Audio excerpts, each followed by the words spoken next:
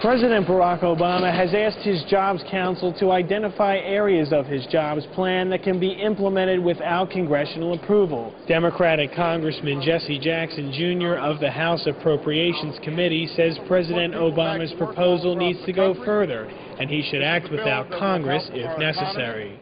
The president has asked his Jobs Council to look at areas of the plan that could be implemented administratively without congressional approval. Now we're making some progress.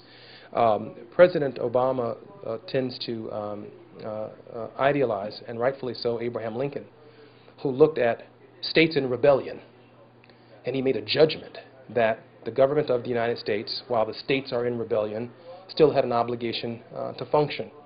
On several occasions now, we've seen, quite frankly, the Congress is in rebellion, determined, as Abraham Lincoln said, to wreck or ruin at all costs. I believe, quite frankly, in the direct hiring of 15 million unemployed Americans.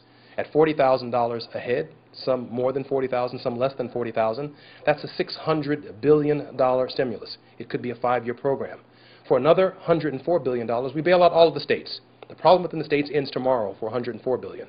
For another $100 billion, we bail out all of the cities.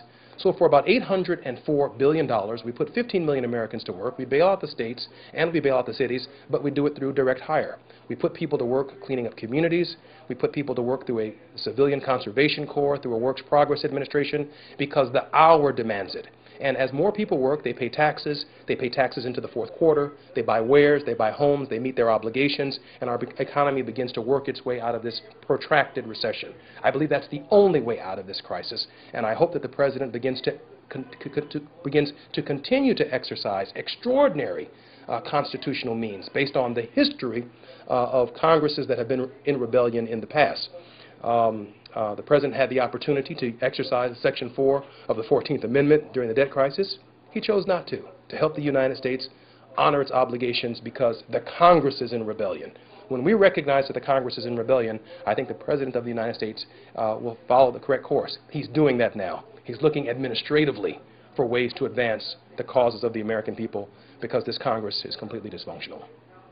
So you would support some administrative actions as far as new spending, stimulus projects being implemented? Absolutely. Declare a national emergency on the question of jobs and the economy. Declare a national emergency on the question of unemployment. But at the same time, recognize the size and the scope of the problem.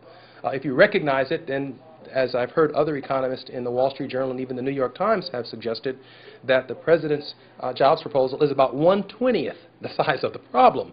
So we haven't truly provided a national cause that generates the kind of mass appeal behind the jobs program that's necessary. I support the jobs plan.